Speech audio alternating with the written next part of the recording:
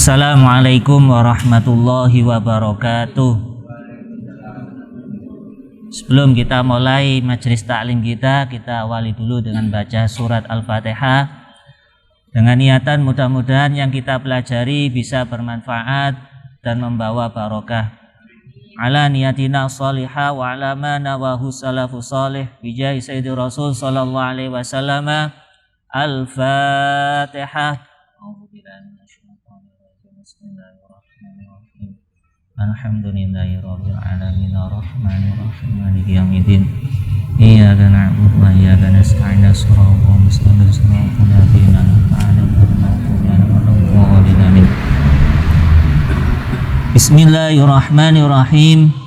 Alhamdulillah wassalatu wassalamu ala Rasulillah wa ala alihi wa sahbihi wa man walah. Wala haula wala quwata illa billah mabad. Bapak, Ibu, majelis taklim, pengajian, madrasah Al-Quran Sabilillah yang senantiasa dirahmati oleh Allah. Alhamdulillah pada sore hari ini dengan rahmatnya Allah Subhanahu wa taala, kita pada sore hari ini bisa istiqomah kembali untuk menuntut ilmu, thalabul ilmu, dalam rangka untuk mempersiapkan diri kita menghadapi bulan Dzulhijjah, di mana di bulan Dzulhijjah ada salah satu amaliyah yang dianjurkan oleh Rasulullah SAW.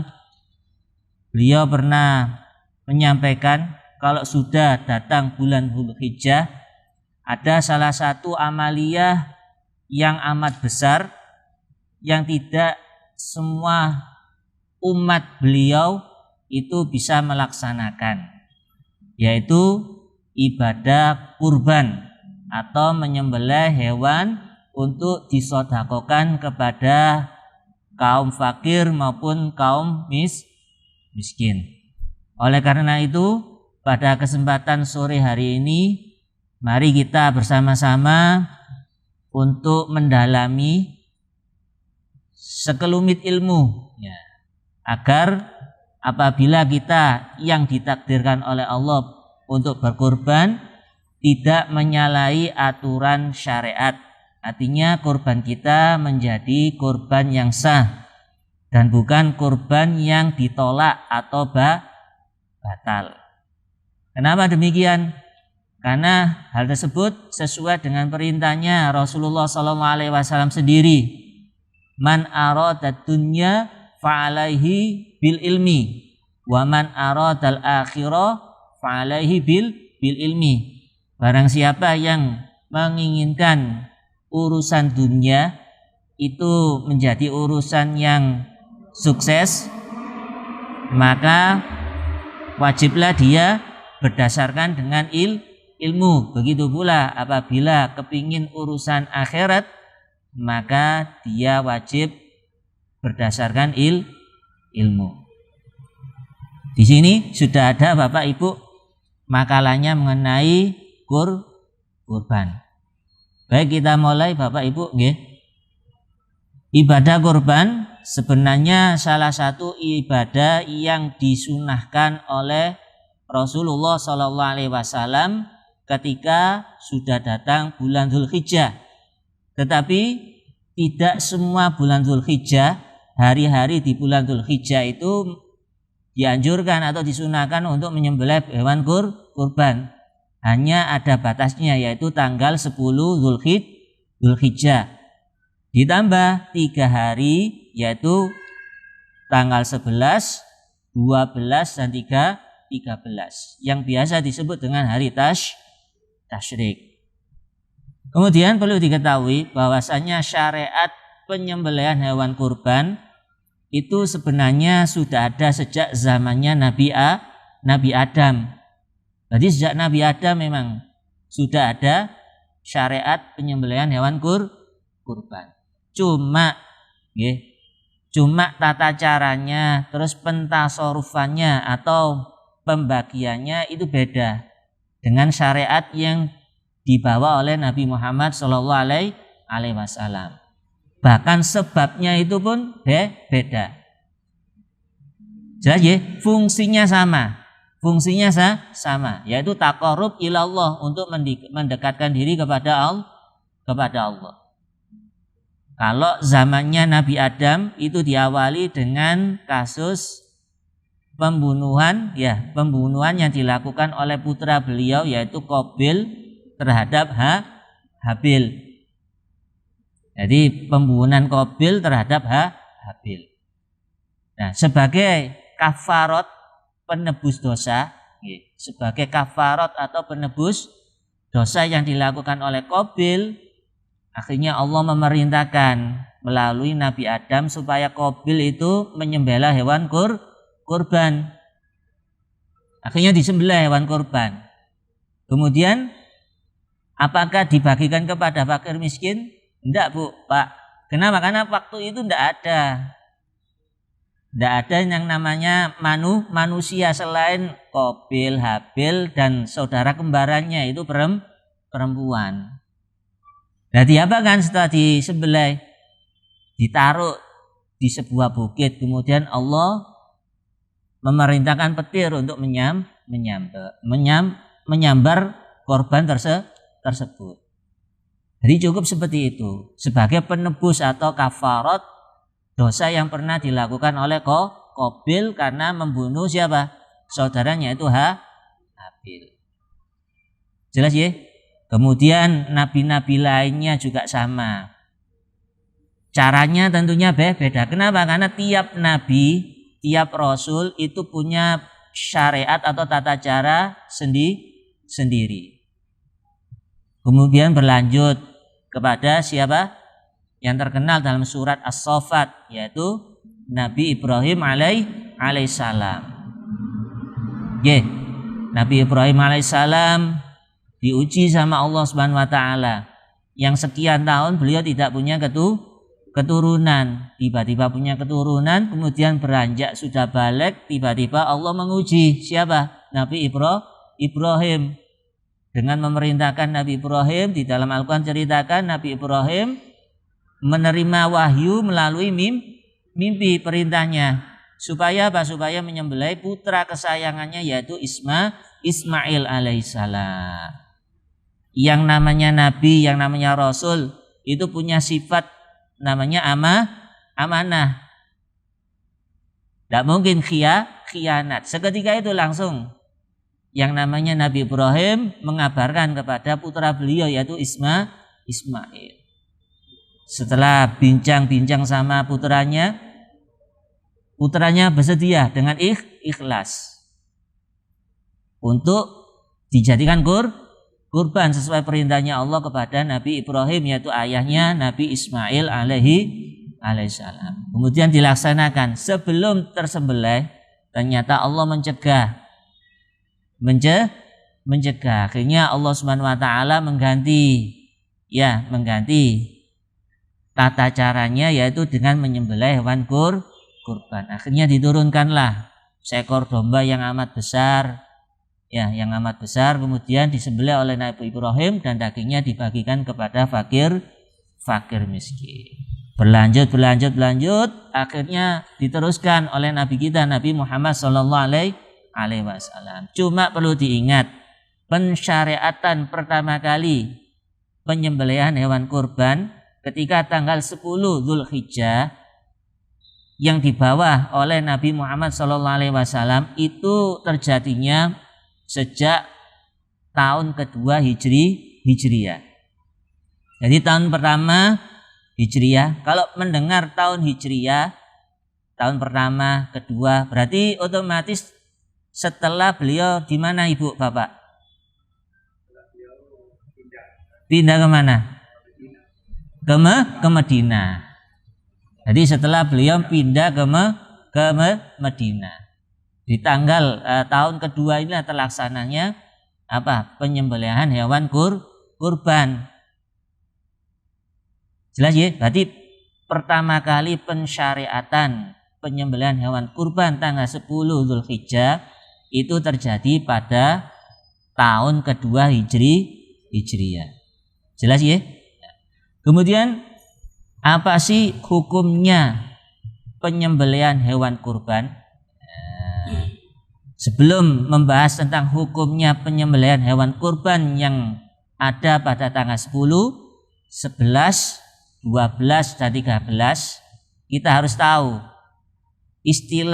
ada istilah udhiyah, ya, udhiyah pakai dhad, ada istilah kurban, dan ada istilah haji.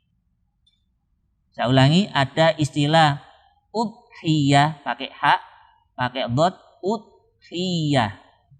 Kemudian ada istilah kurban dan ada istilah haji. Tiga hal ini sebenarnya mempunyai satu kesamaan. Saya ulangi, tiga istilah atau tiga hal ini mempunyai satu kesamaan.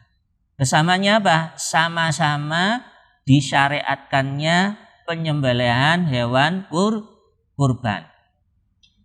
Cuma arti istilah saja yang beda. Yang pertama, udhiyah. Udhiyah itu berasal dari kata adha.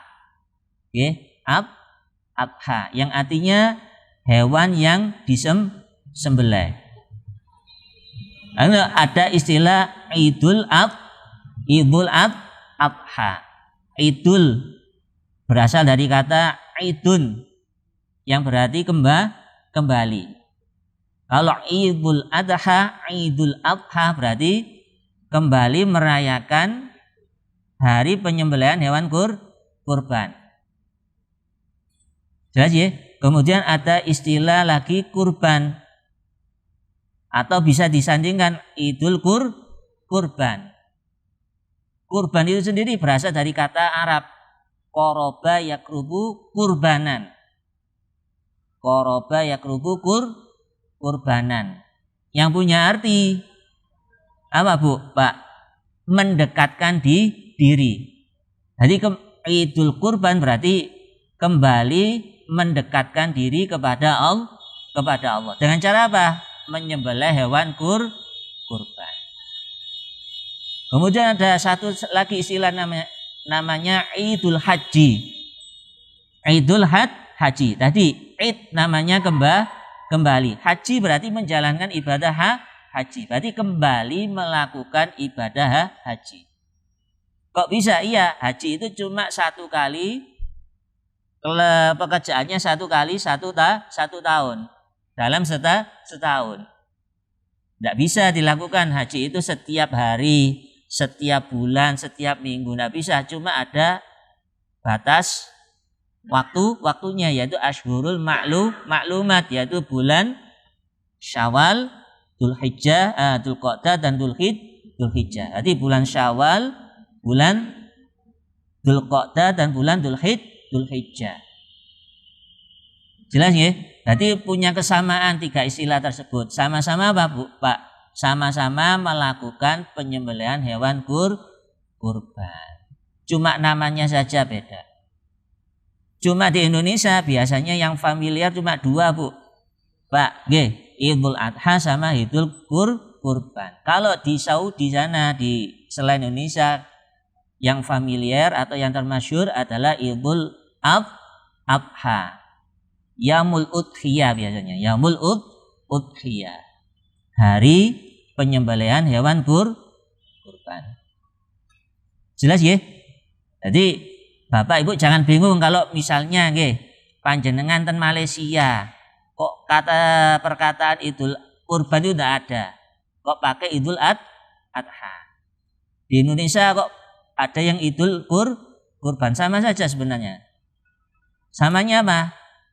Tujuannya yaitu untuk menyembelih hewan kurban. Jelas ya? Kemudian hukumnya melakukan penyembelihan hewan kurban tanggal 10 ditambah 3 hari yang disebut dengan hari tasyrik, yaitu 11, 12, 13. 11, 12, 13 ini bukan Mei, Pak ya, bukan Juni, tapi Dzulhijjah. Jangan terkecoh, Bu ya. Di sini tidak ada. Yang dimaksud 11, 12, 13 ini adalah Dzulhijjah. Nama lainnya itu hari tasyrik. Jelas ya? Ya. Saya ulangi. Jadi hukumnya menyembelih hewan kurban secara mutlak adalah sunnah. Hukum asli, Pak. Hukum aslinya menyembelih hewan kurban tanggal 10, 11, 12 dan 13 itu adalah sunnah. Sunnahnya muakkadah. Sunnah muakkadah. Apa sih sunnah muakkadah itu? Yaitu sunnah yang amat dianjurkan. Jelas? Sunnahnya muakkadah bagi siapa? Bagi umatnya Rasulullah Sallallahu Alaihi Wasallam yang mampu. Saya ulangi, sunnah muakkadah di sini ditujukan bagi umatnya Rasulullah Sallallahu Alaihi Wasallam yang mampu. Kira-kira jelas? Nah, bagi Rasulullah hukumnya apa? Wajib. Hanya khusus Rasulullah saja hukumnya menyembelih hewan kurban kalau sudah tanggal 10, 11, 12 dan 13 hukumnya bagi beliau adalah wajib. Sedangkan bagi umatnya Rasulullah sendiri adalah sunnah muakkadah. Tetapi sunnah muakkadah ini bisa berubah Bapak Ibu. Jelas ya? Sunnah muakkadah ini bisa berubah gara-gara dinazarkan. Gara-gara dinazarkan. Jadi sunnah muakkadahnya hilang, jadi wajib. Saya ulang, sunnah muakkadahnya ini bagi umatnya Rasulullah Sallallahu Alaihi Wasallam dalam menyembelih hewan kurban itu bisa hilang gara-gara dinazarkan. Sehingga sunnah muakkadahnya menjadi wajib. Seperti apa sih nazar? Kan gitu ah. Nah, kita harus tahu dulu nazar itu apa sih? Nazar itu adalah janji, Pak. Atau sumpah. Al-wa'du. Bahasa Arabnya al-wa'du. Kira-kira jelas? Nah, tidak semua janji atau sumpah itu adalah nazar. Jelas? Jadi definisi secara rincinya seperti apa nazar itu? Ya, definisinya nazar secara istilah secara lengkapnya itu adalah janji berkomitmen. Paham ya? Janji kuat atau sumpah yang kuat untuk melakukan suatu perkara yang sifatnya mendekatkan diri kepada Allah. Saya ulangi. Jadi yang namanya nazar itu adalah janji atau sumpah berkomitmen ya, untuk melakukan suatu perkara atau ibadah dalam rangka untuk mendekatkan diri kepada Allah. Jelas ya? Itu pengertiannya nazar menurut syariat. Kan tadi kembali lagi nazar kan namanya janji, sumpah. Kan banyak sumpah Pak Bu. Contoh mawon, sumpah aku gak nyuri ya. Kan juga sumpah. Termasuk nazar. Nazar napa mboten? Mboten. Sanes nggih. Jadi nazar itu punya definisi sendiri sesuai dengan syariat seperti itu. Dalam rangka mendekatkan diri kepada Allah. Jadi khusus ibadah Pak Bu, nazar itu. Kalau selain ibadah maka bukan namanya nazar.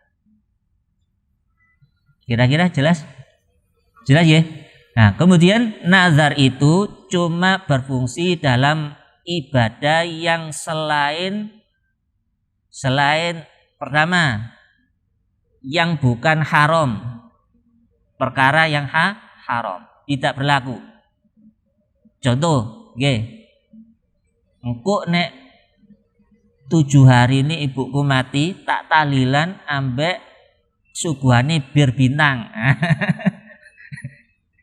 Naudzubillah nggih, contoh mawon ini contoh yang haram. Jelas ya? Pas 7 harinya ngombe bir bintang, maka bukan nazar itu. Kenapa? Karena sifatnya maksiat, sesuatu yang haramkan. tahlilannya 7 harinya kirim doa memang ibadah. Tapi berhubung sesuatu yang haram maka tidak dinamakan nazar, maka nazarnya batal dan tidak usah dilakukan. Kemudian juga tidak berlaku kepada ibadah yang berhukum fardu ain. Fardu ain, kewajiban tiap individu. Contohnya sholat 5 waktu. Dia bernazar, engkau nek jam 12 siang aku tak sholat zuhur. Nah itu bukan nazar Pak, kewajiban. Kenapa? Karena fardu ain. Kira-kira jelas? Yeah. Jadi selain haram, fardu dan fardu ain. Jadi khusus apa Pak? Khusus yang sunnah. Urusan sunnah kifayah yang muakkadah, contohnya kurban ini. Nggih. Besok aku nek duit ndak usah gitu nggih. Besok tak tuku wedhus iki tak dadekno kurban. Maka seketika itu jadi wajib. Karena dia bernazar. Contohnya saja. Kita belum membahas secara detail nggih. Contohnya saja. Kemudian contoh yang fardu kifayah. Nggih, contohnya engko nek ana tangga mati tak melok ngerawat jenazahnya. Kan merawat jenazah itu termasuk hal yang fardu kifayah. Kira-kira jelas? Nggih. Jadi itu namanya nazar. Kemudian nazar sendiri punya rukun. Yang pertama, ya, punya rukun. Yang pertama adalah orang yang bernazar. Orang yang bernazar. Nah, syaratnya orang bernazar itu ada 4. Pertama, dia adalah orang Islam yang mukallaf. Orang Islam yang mukallaf. Paham Bapak Ibu? Mukallaf apa Pak Bu? Orang yang balik plus berakal. Jadi selain Islam dia juga harus mukallaf. Kalau orang Islam tidak mukallaf kok bernazar, ya enggak jadi nazarnya. Contoh orang Islam umurnya 40 tahun kan sudah usia balik kayak itu. Berhubung dia idiot atau gila, maka dia kalau bernazar maka nazarnya tidak sah, alamat batal. Atau anak-anak yang sudah usia SMA tapi sekolahnya di SLB Pak, yang idiot. Nah maka kalau bernazar maka nazarnya tidak sah. Kemudian yang kedua syaratnya orang yang bernazar adalah tidak terpaksa alias tidak dipaksa. Otomatis apa Pak Bu? Dengan sendirinya dia bernazar. Kira-kira jelas? Ya. Kemudian syarat yang ketiga dari orang yang bernazar adalah punya perkara yang dinazarkan. Punya perkara yang dinazarkan. Jadi kembali tadi seperti dia punya keinginan berkurban tapi tidak punya kambing. Jelas ya? Tapi tidak punya kambing, tidak punya unta atau tidak punya sapi atau sesuatu yang dikorbankan. Dia kowar-kowar saja tapi tidak punya, maka namanya bukan bernazar. Harus punya dulu barangnya. Jelas ya? Ada kambingnya dulu, kambing iki tak dadekno, tak jadikan kurban, maka seketika itu namanya kurban nazar, artinya kurbannya jadi wajib. Kira-kira jelas? Jadi harus punya barangnya dulu. Kalau angan-angan maka belum tentu namanya nazar dan bukan nazar. Kemudian syarat yang keempat dari orang yang bernazar adalah mampu. Mampu apa? Mampu melaksanakan nazar. Jadi bukan angan-angan atau khoyal. Kemudian rukun yang kedua dari nazar adalah sigot atau lafadz nazar. Jadi nazarnya itu diucapkan. Jelas ya? Nazarnya diucapkan. Jadi bukan dibatin, Pak, Bu. Jelas? Jadi bukan di dalam hati tapi diucapkan nazarnya itu. Jelas ya? Nah. Kemudian yang ketiga rukunnya yaitu yang ketiga, rukun nazar. Rukun yang ketiga dari nazar adalah yang dinazarkan. Sesuatu yang dinazarkan. Sesuatu yang dinazarkan itu otomatis sesuatu yang apa, Pak? Sunnah muakkadah atau sunnah kifayah atau fardu kifayah. Jadi bukan sesuatu yang sifatnya fardu ain, bukan sifatnya yang napa? Jadi haram. Jadi sesuatu yang dinazarkan tadi harus punya hukum sunnah atau fardu kifayah. Kira-kira jelas untuk nazar? Nanti kita sambungkan kepada bab kurban yang tadi. Kurban wajib sama kurban sunnah. Jelas ya? Pengertian atau pemahaman mengenai nazar. Rukun nazar yang kedua itu adalah sigot atau melafatkan nazar. Mengucapkan nazar.